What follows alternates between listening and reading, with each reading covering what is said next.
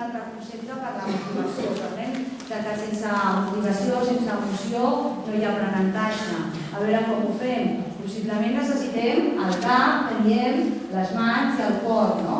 El cap, les diferents capacitats cognitives que podem tenir a l'alumnat, que havíem d'esbrinar quines són aquestes capacitats, amb les mans per poder tocar, per experimentar, per veure, manipular, per fer, anem a fer les coses per poder aprendre, i necessitem també el cor, les emocions, motivació i compulsió. I un dels estils d'aprenentatge que també hem de tenir en compte, que van sortint de tant en tant, ara aquí us apareixerà a l'esquema, tots tenim diferents estils també d'aprenentatge. A l'hora d'aprendre un concepte o un contingut, l'hem de tenir en compte.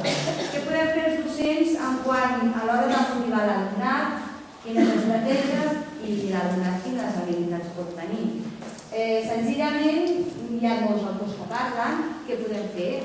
Tenir tasques, proposar tasques variades, que ja anirem parlant. Sabeu que són projectes, PBL, anàlisi de casos, tasques variades, no estar sempre fent el mateix. Sí? Tothom estem d'acord? Presa de decisions, per evitar potenciar la maduresa i la responsabilitat. Presa de decisions, per exemple, a l'hora de fer un treball o quan hem estat parlant d'un tema, a veure, i per grup de 2 o de 3 que treballem ara, després de tot això que hem explicat o que tenim del tema de la Terra, que hem treballat tot l'univers, ara cadascú pensarà què vol explicar als seus companys d'una manera. Tu prendràs la decisió d'explicar-li els planetes d'allò que hem fet, o jo podré parlar de la Lluna. O bé els farem una pregunta que els porti a fer una sèrie de dubtes i hem de prendre decisions per veure com solucionen. Què més podem fer? Reconeixement de l'esforç. Els encanta que els reconeixem i que tinguem allò a la paraula de l'elogi, no? Aquest cop ho has fet molt bé, has vist com has millorat? Reconeixement, valorar-lo i tenir-lo en compte constantment. Motiva moltíssim. Segur que ho feu. Agrupaments flexibles i heterogènics, fomentant aquesta cooperació. Intentar motivar molt de 2, ara de 3, ara de 4.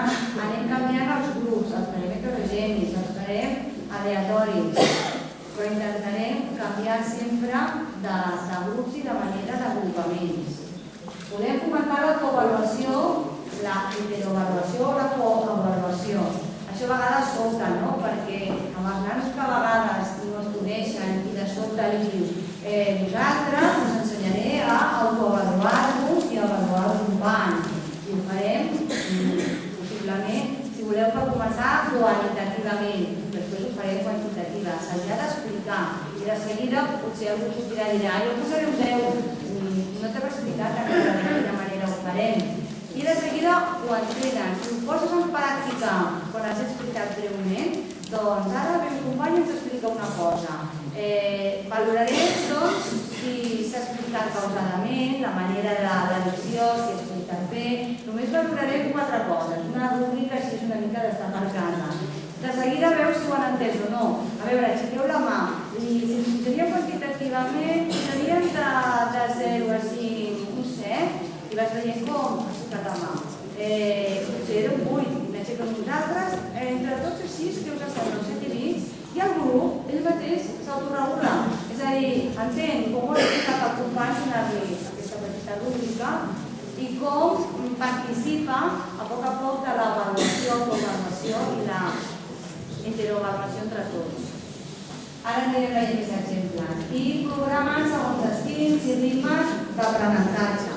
Tenim diferents programacions per això que diem que fa una mica de complement. Hem de tenir en compte que per aprendre, segons aquest estil més sensorial, les persones amb les investigacions ens van dient i ens confirmen que tots per aprendre un 40% de tots nosaltres som visuals, uns 30 auditius i un 30% sinestèsics.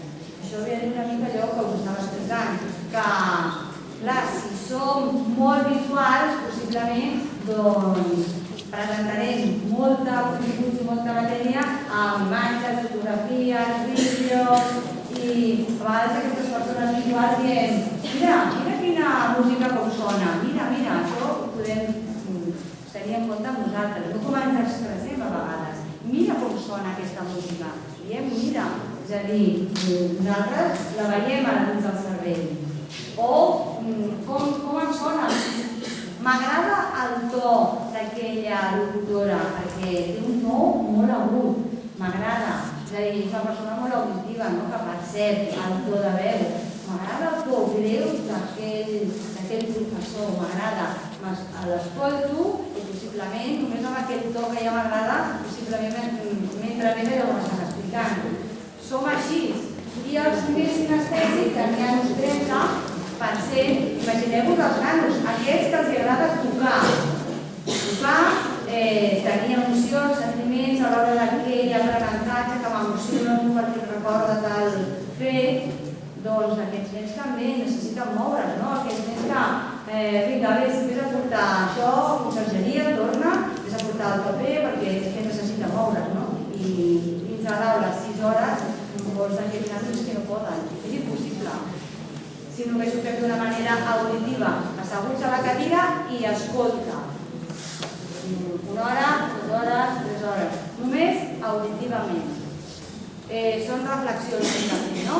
Ens van dient les investigacions que succeeix això, hem de procurar el nostre estil, saber quin és, però encara que no ens surti també una altra, també fer-ho perquè la meitat d'aquest auditori tenim un 30%, un 30% i un 40%. Sí?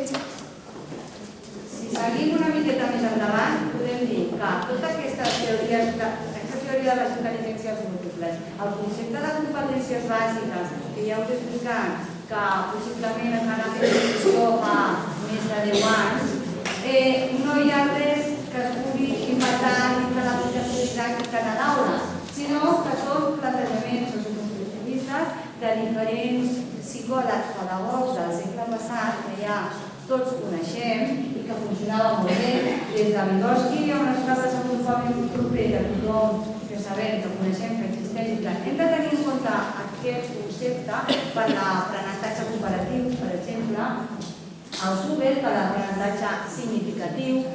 Tot això des del segle passat, que són les teories que ens explicaven quina manera ens podia servir per aprendre, com ho podíem fer per millorar tot aquest ensenyament d'aprenentatge.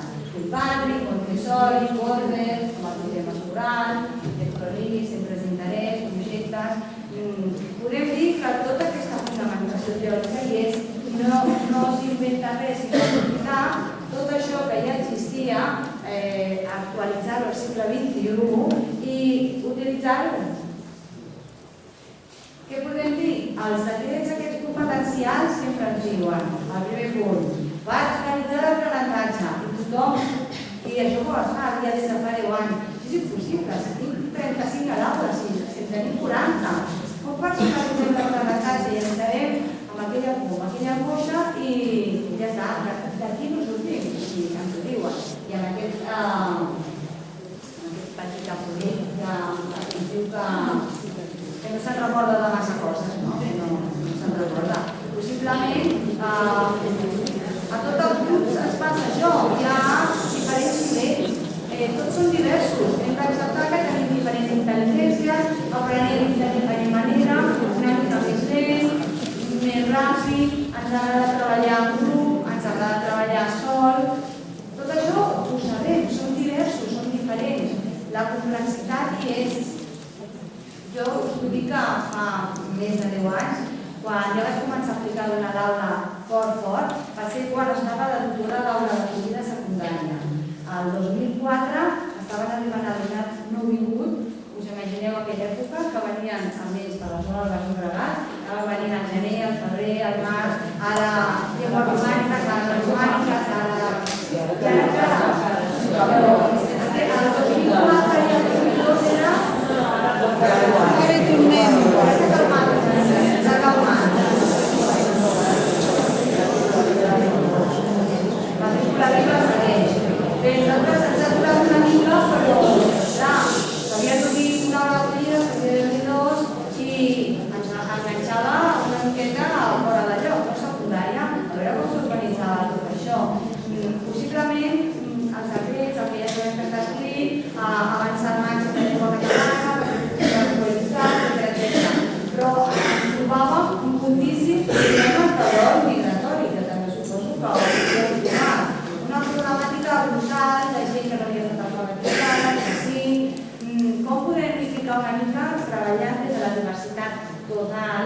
i respectant tots això que us estic dient. Intentar fer uns projectes on hi entrava tothom. Possiblement un ja podia llegir un procés de llibre de Nora Bell, no sé si no recordeu. Un altre podia fer la maqueta de la casa de la Laila, que no me'n recordo, només identificant el color de les miques, que sempre era blau, colors bàsics, no? I feia els colors bàsics. L'altre, potser, ja portava operacions perquè era un nano xinès que tenia un nivell brutal de matemàtiques. Anava respectant allò que havíem descobert de diferents maneres. Era impossible que tots féssim tots el mateix a la mateixa hora. Era impossible. Doncs tota aquesta gran diversitat ens ajuda cada cop més a entendre o anar cap a la teoria per validar la pràctica.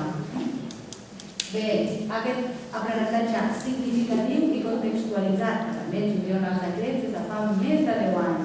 Clar, significatiu tenint en compte d'on venen, quin és el bagatge que porten, és el que saben i cap a on anem. Contextualitzat perquè no és el mateix, també està treballant en un institut de la Rodalia de Barcelona que està a alta muntanya, al context, que sigui contextualitzat tot allò que anem a fer amb aquell alumnat. Bé, projectes, anem a investigar. Com avaluar? Si entrem una mica, anem avançant. Possiblement, Carme, ja amb les seves experiències més didàctiques de la món d'educació, ja van a desenvolupar una mica el tema de l'avaluació. Si no canviem l'avaluació, la manera de veure tu qui saps i com ho saps, si no canviem això, tampoc estem modificant res. Possiblement no entenem ja aquesta diversitat cognitiva ni la diversitat que tenim a l'aula. M'explico. A l'hora d'avaluar tu qui saps i com ho has fet, podem estar fent, no sé què cosa, podcasts, meravelles tecnològiques que ens permeten gratuïtament fer diversitat d'activitats i metodologies, podcasts, pàgines web, podem fer geolocalitzacions, tot el que tu vulguis, però arriba i diu el nano no, però la setmana que ve tinc 4 exàmens, els quals ens preguntaran de forma lingüística per escrit, examen escrit. És a dir, hem d'entendre que podem fer-ho de moltes maneres, però l'avaluació és bàsica. Al final saber què fem i com ho hem fet i què podem fer per millorar.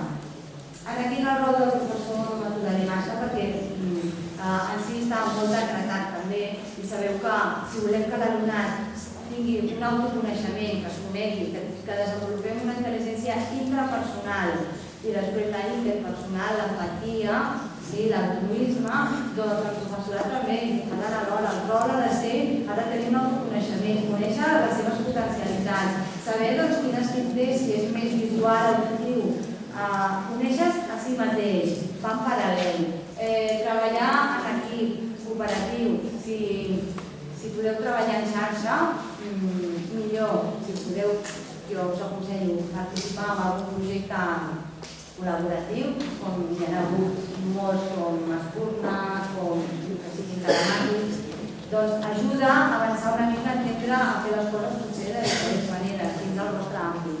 Què més? Planificar diferents estratègies, utilitzar les TICTAs, tecnologies de la informació i la comunicació.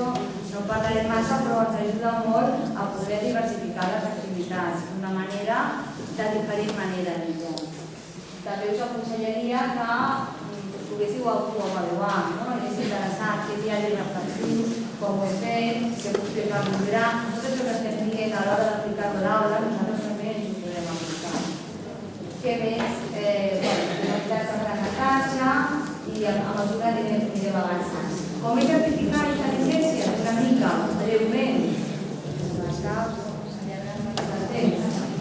Sabeu que hi ha diferents qüestionaris que no són com els típics per avaluar una intel·ligència concreta. Si no sabeu, aquí tant per cent possiblement ens ajuda a conèixer més l'alumnat, de la intel·ligència lingüística, matemàtica, naturalista. A la xarxa n'hi ha diferents. A la meva pàgina web també n'hi ha per nanos més petits, mitjans, grans, que només ens diuen, ens aproximen una mica com està, per conèixer, per saber, doncs, acompanyar-lo en tot aquest procés d'orientació personal, acadèmica, professional i tenir en compte per guiar les nostres activitats. Per la xarxa hi ha un company que també té un qüestionari per de secundària que es diu la pàgina d'Utem.net, que té qüestionaris d'intel·ligència múltiples que fan a partir de primera d'ESO se'ls fan ell. I hi ha una reflexió personal, preguntes molt breus des de si t'agrada llegir, si t'agrada jugar a un esport. Ajuda una mica a orientar aquests alumnes cap a quin perfil tenen. A la pàgina de Família i Escola, us sona, del Departament d'Ensenyament Nacional, hi ha una reflexió que també posa intel·ligències múltiples. I hi ha uns qüestionaris fins i tot per fer-ho els pares.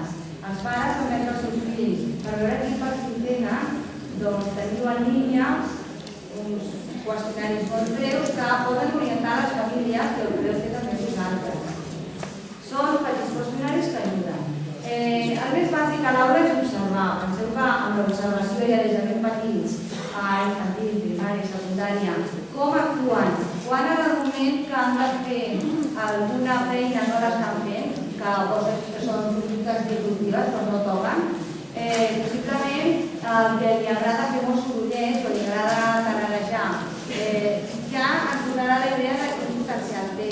Nanos que en el cas no tingut de llengua castellana, que no volen aprendre el català, possiblement ens ajuda molt la música quan els agrada per poder entrar en aquest bloqueig que tenen en quant a la llengua catalana. És una idea, no? Tot això ens ajuda.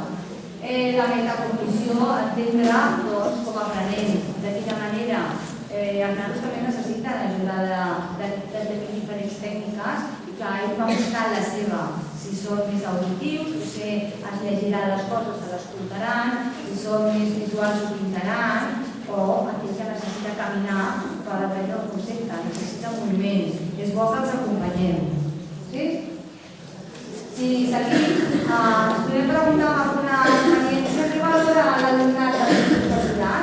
Segons diferents estudis, ens valora si saludem, si diem, si els atenem, si confiem, si em pregunten sobre diferents coses meves, si em pregunten, si em deixen fer preguntes a la classe, els agrada fer tasques per assolir reptes, els agrada tenir temps per pensar, reflexionar, jugar i crear.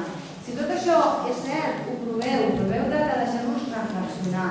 En qualsevol moment, en qualsevol activitat per provar-nos i que no sàpiguen què vol dir això de reflexionar, si pregunteu què heu fet, com ho heu fet i què podeu fer per tornar, si ho has de tornar a fer, què podem fer per millorar, els agrada molt. No estan acostumats, però és un pas per arribar a aquesta autoavaluació. Bé, aquesta creativitat, no? Aquí tenim la tecnologia que ens ajuda potser molt, tenim aquesta facilitat del segle XXI que ens pot ajudar, no? Per integrar tot a internet. Aquí tenim també algun enllaç que ja vull que no ens oblidem. Avancem una miqueta.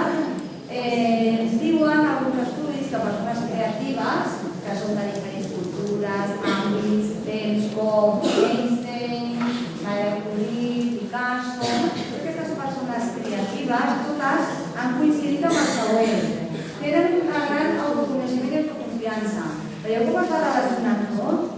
Apareix que aquesta intel·ligència intrapersonal la tenen molt desenvolupada de treballar, saben molt bé què volen, què els agrada, saben quines són les seves mancances, els seus forts, febles, tenen aquestes característiques. Tenen també aquest aprenentatge significatiu. Saben que per aprendre ha de ser per ells significatiu, des d'on parteixen fins on van avançant. I segons, perdoneu que no m'he aturat a la això ja ho pensava. Perquè no posaré el premi a tot, però clar, perdoneu, cada vegada ja m'he oblidat fins i tot això. Perdoneu, perquè igual estarà fent